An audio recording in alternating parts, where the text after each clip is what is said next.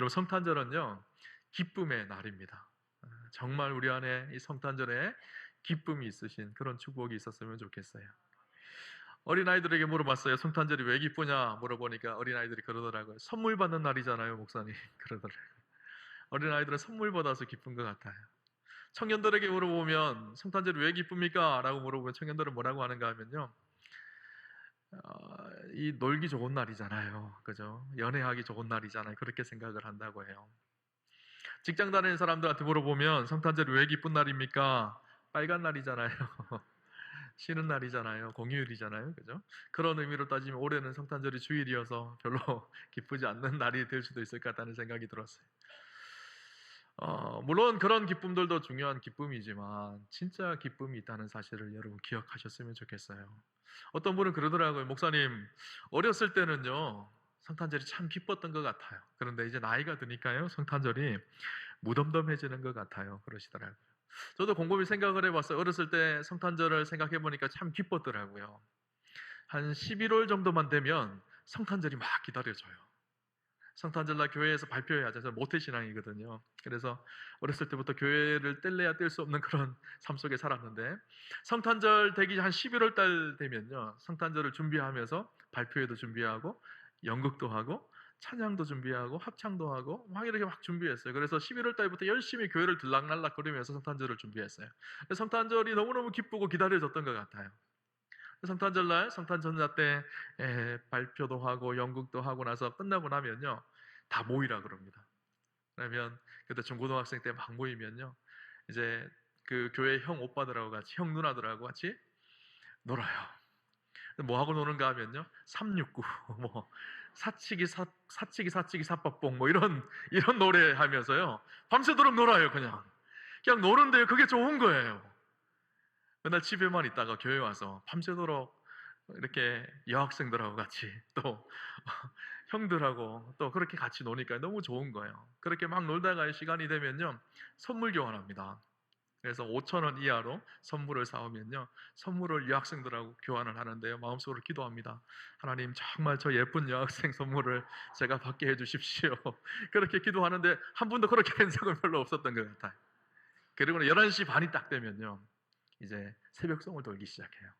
10명씩 무리를 지어서 이렇게 성도님들 가정 앞에 서가지고, 고요한 밤, 거룩한 밤, 어둠에 묻힌 밤, 그렇게 새벽송을 하면요, 우리 권사님들, 장로님들, 집사님들 한 보따리 과자를 이렇게 주셔요. 그러면 이제 그 과자를 들고 와가지고 교회에 와서요, 그거 가지고 나눠 먹습니다. 그리고 집에 갈 때 잔뜩 싸가지고 가요. 그리고 딱 도착하면 교회에 권사님들이 떡국을 끓여주세요. 새벽에 먹는 그 떡국이 얼마나 맛있는지요. 그죠? 그러고 나서 다시 또 그 과자를 펼쳐놓고 밤새도록 온라이트 하면서 놀아요. 정작 성탄절 예배 때 잠잔다고 못 가는 경우가 너무너무 많았던 것 같아요. 그렇게 성탄절을 보냈던 게 6년 동안 제가 그렇게 보냈던 것 같아요. 그런데 참 기뻤던 것 같아요. 근데 지금 생각해 보면요, 성탄절이어서 성탄절이 주는 원래적 의미 속에 큰 기쁨이 아니라 그냥 그 성탄절 분위기가 좋았고, 여학생들하고 같이 밤새도록 놀 수 있으니까 좋았고, 그랬던 것 같아요. 성경에 보면요, 이 성탄절이 큰 기쁨의 좋은 소식이라고 그렇게 이야기하고 있어요. 그죠? 우리 성탄절을 지나면서 성탄절 선물도 받고 즐겁게 놀기도 하고, 물론 이런 것도 기쁜 일이지만 이런 기쁨들은요, 이렇게 표현할 수 있을 것 같아요. 작은 기쁨, 얕은 기쁨. 그러나 성탄절에 진짜 있어야 될 근본적인 큰 기쁨이 있다는 것을 우리에게 이야기해 줍니다. 오늘 본문 10절을 우리 같이 한번 볼까요? 10절은 이 천사들이요, 목자들에게 전해준 말이에요. 같이 한번 읽겠습니다. 천사가 이르되 무서워하지 말라. 보라, 내가 온 백성에게 미칠 큰 기쁨의 좋은 소식을 너희에게 전하노라. 아멘. 성탄절은요, 큰 기쁨의 좋은 소식이라는 거예요. 세상이 주는 작은 즐거움, 작은 기쁨, 이 정도가 아니라 정말 영어로 보니까 great joy 이렇게 돼 있더라고요.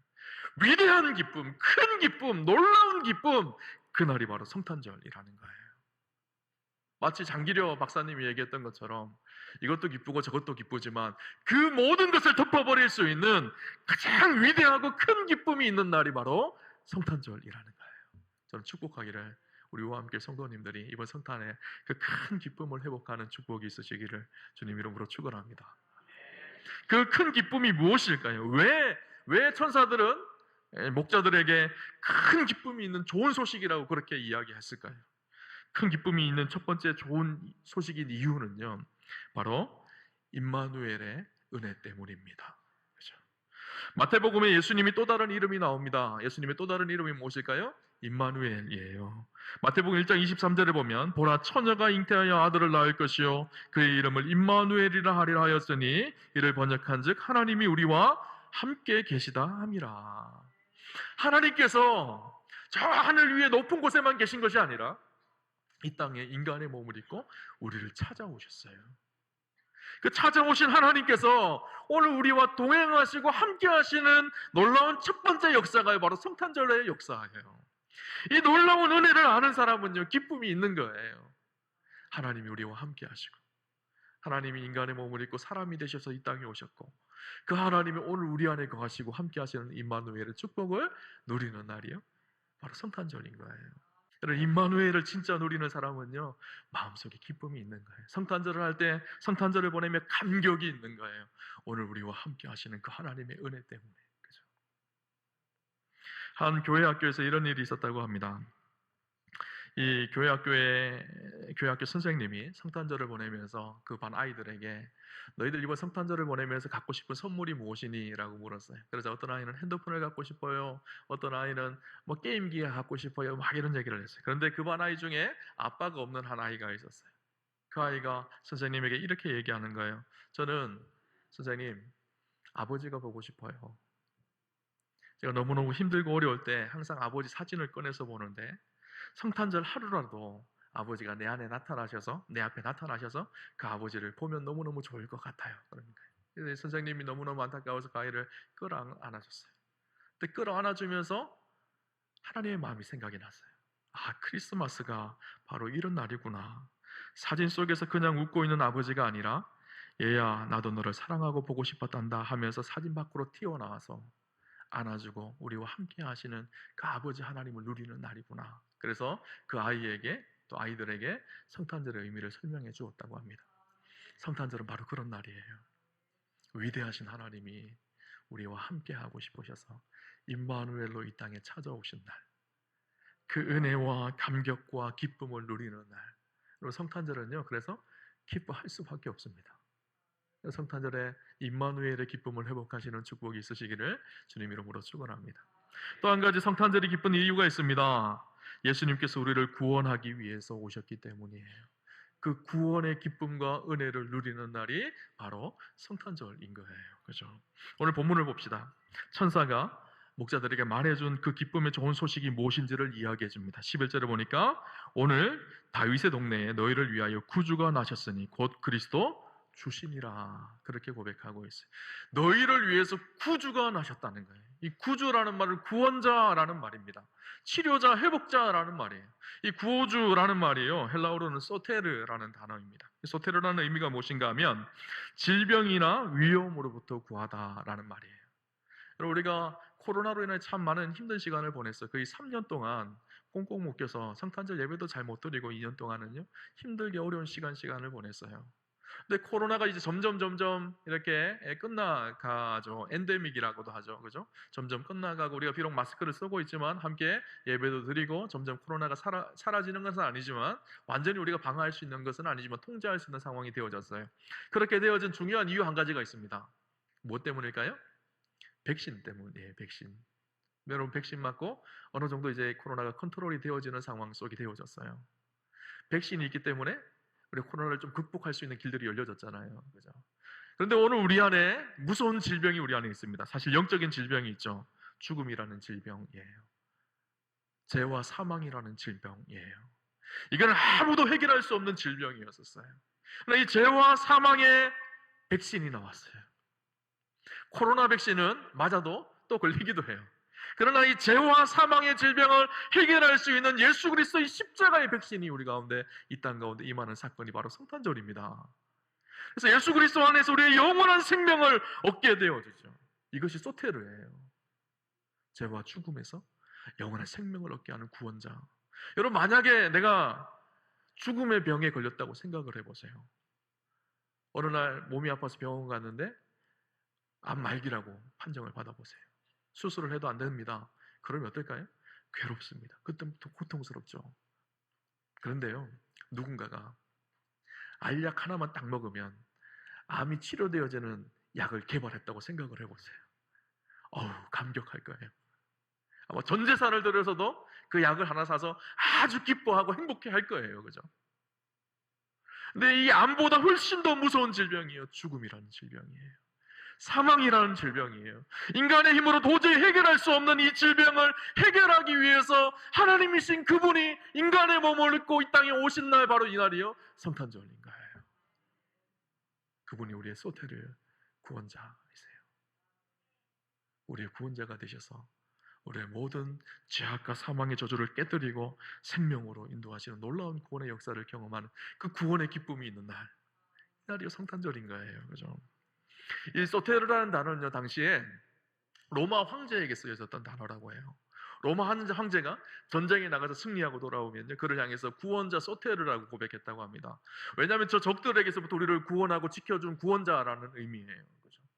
근데 오늘 천사가 목자들에게 하는 말이, 이 로마 황제가 소테르가 아니라 진짜 소테르, 진짜 구원자가 오신다는 것. 죄와 사망과 사단의 권세를 꺾어버리고 승리하실 메시아 그리스도가 이 땅에 오신다는 거예요. 그죠? 여러분, 진짜 구원의 기쁨이 있는 사람들, 예수 그리스도를 아는 사람은요, 이 성탄의 기쁨이 있는 거예요. 그래서 오늘 성경에 보면요, 이 좋은 소식은요, 누구에게나 제한이 없다는 거예요. 10절에 온 백성에게 미칠 큰 기쁨의 좋은 소식, 이렇게 말씀하고 있습니다. 모든 백성에게 미칠 큰 좋은 소식, 큰 기쁨의 소식. 남녀노소 구분 없이 가난한 자나 부한 자나 높은 자나 낮은 자나 늙은이나 어린이나 모두에게 미치는 큰 기쁨의 좋은 소식이라고 이야기하고 있어요. 그렇죠? 여러분, 어떤 분들은 오늘 성탄절을 보내면서 그런 분들이 계실 거예요. 아유, 나 같은 사람이 무슨 성탄의 기쁨이 있나? 나같이 비천한 사람이 무슨 성탄절을 누리나? 이렇게 생각하는 분이 계실지 모르겠어요. 아니, 그렇지 않아요. 오늘 성경에 보면 이 성탄의 기쁜 소식이 처음 전해졌던 사람이 누구일까요? 목자들이에요. 당시 목자들은요, 비천한 사람들이었었어요. 당시에 사람으로 제대로 인정받지 못했던 사람들이요, 목자들이었었어요. 실제로 어떤 일들이 있었는가 하면, 목자들이 법정에서 증언하는 증언은요, 정언으로도 인정해주지 않는 그런 사람들이요, 정상적인 사람으로 인정해주지 않던 사람들이 목자들입니다. 그런데 천사들을 통해서 하나님은요, 그들에게, 가장 비천하게 여겨지는 그 목자들에게 이 기쁨의 소식을 가장 먼저 전했습니다. 그리고 이 기쁨의 소식을 가장 먼저 누렸던 사람들이 바로 이 목자들이에요. 그죠? 오늘 우리도 마찬가지죠. 연약하고 비참한 삶을 살고 있는 우리 인생 가운데도 우리 주님은 이 기쁨의 좋은 소식을 들려주십니다. 이 성탄의 기쁨의 소식을 누리기를 원하세요. 어떤 사람이 누릴 수 있을까요? 부유한 사람, 높은 위치에 있는 사람이 누리는 것이 아니라요, 이 아기 예수님을 받아들이는 사람, 이 아기 예수 앞에 나와 엎드려 경배하며 그분을 내 안에 모시는 사람, 그들은 모두에게 하나님의 성탄의 기쁜 소식을 우리에게 전해주시고 이 기쁨을 누리게 하십니다. 2000년 전에 예수님이 처음 오셨을 때 첫 번째 성탄 때는요, 아무도 예수님을 받아들이지 않았어요. 마리아와 요셉이 베들레헴에 호적을 하러 올라가죠. 아우구스도 영에 의해서 자기 고향으로 돌아가서 호적을 하러 갔을 때 많은 사람들이 베들레헴에 모여왔던 것 같아요. 그러니까 호적을 하는 속에 머물 수 있는 빈방이 없었어요. 여기저기를 찾아봐도 다 거절을 당합니다. 이 출산이 임박한 마리아가 출산할 곳이 없어서 이 방을 두드리고 저 방을 두드리지만 아무도 그들을 환대하거나 열어주지 않습니다. 오늘 성경 7절을 보면요, 이렇게 말합니다. 첫 아들을 낳아 강보로 싸서 구유에 뉘었으니 이는 여관이 있을 곳이 없음이라라. 여관이 있을 곳이 없었다는 거예요. 예수님이 머물 곳이 없어요. 그래서 예수님이 어디 머무시죠? 마구간에, 솥밥통에 그렇게 머무셔요. 만약에 오늘 2000년 후인 지금 예수님이 오시면 예수님이 머물 곳이 있나요? 사람들은요, 성탄절이 다 기뻐서 즐거워하며 환호하며 성탄트리에 불을 켜고 저마다 기뻐하며 성탄절을 보냅니다. 그러나 진짜 주인공이신 주님이 오셔서 머물 곳이 없는 것이에요. 오늘 우리의 모습은 아닌지 우리를 돌아봐야 돼요. 예수님께서 찾아오셔서 빈방 있냐고 그렇게 오늘 우리에게 물으실 거예요. 근데 내 마음속에 온통 세상의 이것으로 가득가득 차져 있어요. 주님을 모실 곳이 없어요. 여러분 안에 빈방이 있으신가요? 주님, 내 안방에 들어오십시오. 내가 내 안방을 깨끗하게 비워놨습니다. 여러분, 이 고백이 있는 사람, 이 사람이요, 성탄의 기쁨을 누리는 사람이에요. 제가 어렸을 때 했던 연극 하나가 있어요. 방이 있습니까? 빈방이 있습니까? 라는 연극이에요. 미국에 실제로 있었던 일이라고 합니다. 그런데 한국에서 우리가 번역하면서 이렇게 되는데, 그 주인공이 덕구라는 친구예요. 그런데 이 친구가요, 약간 정신적으로, 지적으로 약간 이렇게 다른 사람에 미치지 못하는 그런 아이였던 것 같아요. 그럼 내용 잘 아실 거예요. 연극을 하는데 이 아이가 맡은 배역이요, 이 여관방 주인 역할이에요. 그가 해야 될 대사는 딱 한 가지예요. 마리아가 요셉이 오면 그들을 거절하고 쫓아내는 일이었었어요. 마리아 요셉이 연극 당일날 똑똑 문을 두드립니다. 빈방 없어요, 가세요! 하면 되는데, 이 아이가 빈방 없어요, 가세요! 했는데요, 마음이 안 좋은 거예요. 진짜로. 마리아를, 저쪽 가는 마리아를 부릅니다. 마리아님, 마리아님 오십시오. 우리 집에 안방이 있습니다. 그래서 마리아를 데리고 들어. 연극이 뒤죽박죽이 되고 엉망이 돼버렸어요. 빈방이 있습니까? 라는 연극이. 근데 다 그 연극 때문에 사람들이 감탄하고 감동이 되어졌죠. 여러분, 오늘 우리 안에는요, 빈방이 있는지를 한번 확인해 보세요.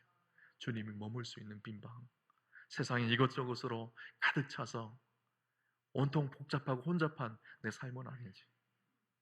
여러분, 성탄의 이 기쁨을 누리는 사람은요, 예수님께 빈방을 만들어 드리는 사람, 그것도 가장 좋은 안방을 주님께 내어 드리는 사람, 그들이 성탄의 기쁨을 누리게 되는 것이죠.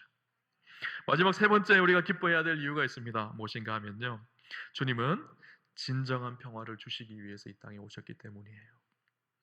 우리가 이 땅에 오신 예수님을 기뻐해야 할 이유가요, 주님은 진정한 샬롬, 그 평안을 우리에게 주기를 원하십니다. 예수님이 태어나기 700년 전에 이사야 예언자는요, 이렇게 예언했습니다. 이사야 9장 6절에 보면, 이는 한 아기가 우리에게 낳고 한 아들을 우리에게 주신 바 되었는데 그의 어깨에는 정사를 메었고 그의 이름은 기묘자라, 모사라, 전능하신 하나님이라, 영존하신 아버지라, 평강의 왕이라 할 것입니다. 온통 혼돈과 뒤죽박죽인 다툼과 분쟁과 아픔이 가득한 그 세상 속에 오셔서 진짜 샬롬 평안을 이루실 분이 우리 주님이시라고 그렇게 말씀하고 있어요. 오늘 천사들이 노래하는 노래의 고백에도 나옵니다. 14절에 지극히 높은 곳에서는 하나님의 영광이요, 땅에서는 하나님이 기뻐하신 사람들 중에 평화로다. 주님이 오셔서 이 땅에 이루실 일들이요, 샬롬 평화의 역사를 이루기를 위해서 오셨다는 거예요. 당시 예수님이 오셨을 때는 팍스 로마나 로마의 힘이 세상을 지배했던 시대입니다. 로마의 힘 속에 있었기 때문에 온 세상이 평안한 것처럼 보여졌어요. 그러나 사람들의 마음속에는 분쟁과 아픔과 다툼과 고통이 가득했던 세상이요, 그 시대였었어요. 그런데 주님이 하늘의 모든 영광과 보좌를 다 뿌리시고 가장 낮은 모습으로 오셔서 이 땅에 진정한 샬롬을 회복하게 하셨던 거예요. 오늘 우리가 사는 세상은 어떤가요?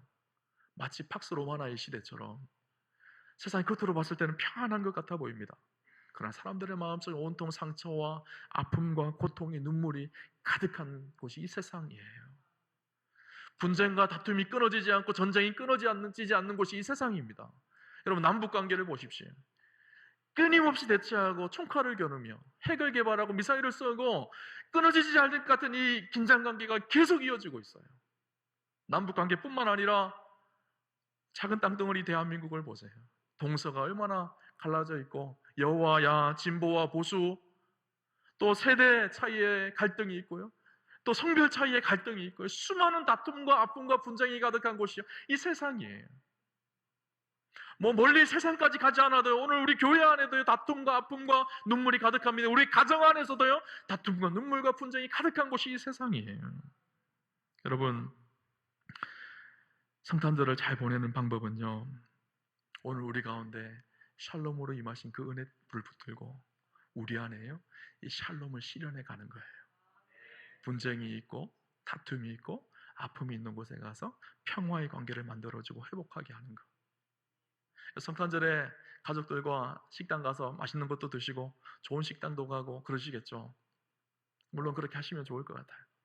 근데 그것보다 더 중요한 것이 있어요. 한 해를 돌아보면서요, 내가 용서하지 못했던 사람, 내가 미워했던 사람, 분쟁과 다툼이 있어서 갈등이 있어서 늘 힘들어했던 사람, 그들에게 용서를 빌고 평화를 실현해 가는 것, 이것이요 진짜 성탄을 보내는 방법이에요. 여러분 성탄을 어떻게 보내시기를 원하시나요? 성탄은요, 이 샬롬의 기쁨이 있는 날이요 성탄입니다.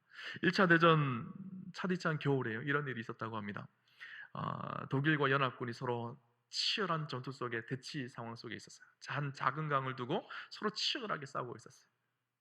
성탄 이브가 되어졌습니다. 12월 24일 밤.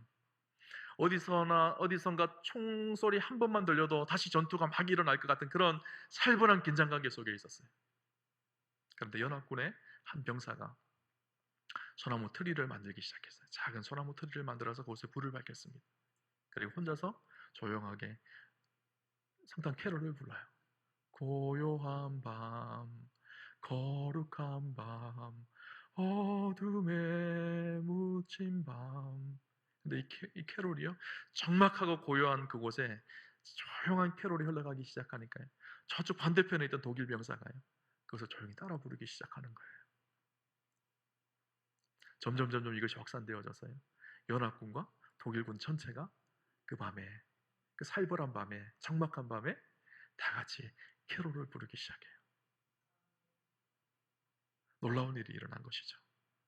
치열한 전쟁의 한복판 속에서 평화가 임하기 시작한 거예요. 샬롬이 임하기 시작한 거예요. 그 다음날 아침이 되어졌어요. 총칼을 다 내려놓고 독일군과 연합군이 함께 와서 성탄절 예배를 함께 드리게 되어집니다. 성탄절은요, 그런 날이에요. 내가 가지고 있는 무기를 내려놓는 날이에요. 총과 칼을 내려놓는 거예요.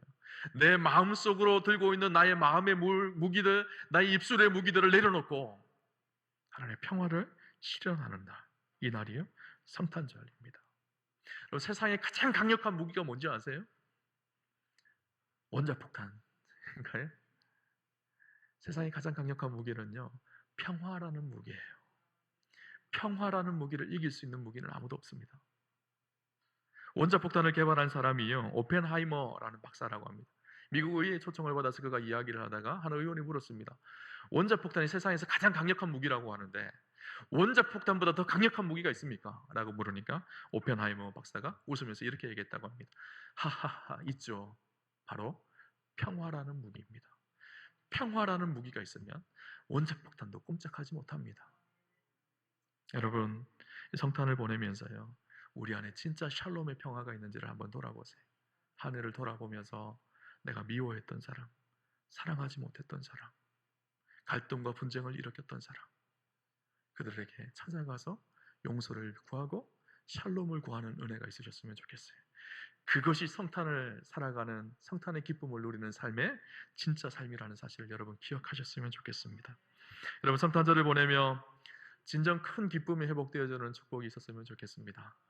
어떤 분이 그러잖아요. 성탄절, 나이가 들어서 무슨 성탄절이 기쁘나요? 아니에요. 나이가 들면 들수록요, 신앙의 연륜이 깊어지면 깊어질수록 성탄은 더 기쁜 날이 되어지는 날이 성탄절이에요. 어렸을 때는 세상 것 때문에 좋았지만 이제는요, 주님 때문에 행복한 날이, 주님 때문에 기쁜 날이 바로 성탄절이에요. 이 성탄에 진정한 기쁨을 회복하는 우리 사랑하는 우아함의 성도님들 다 되시기를 주님 이름으로 축원합니다.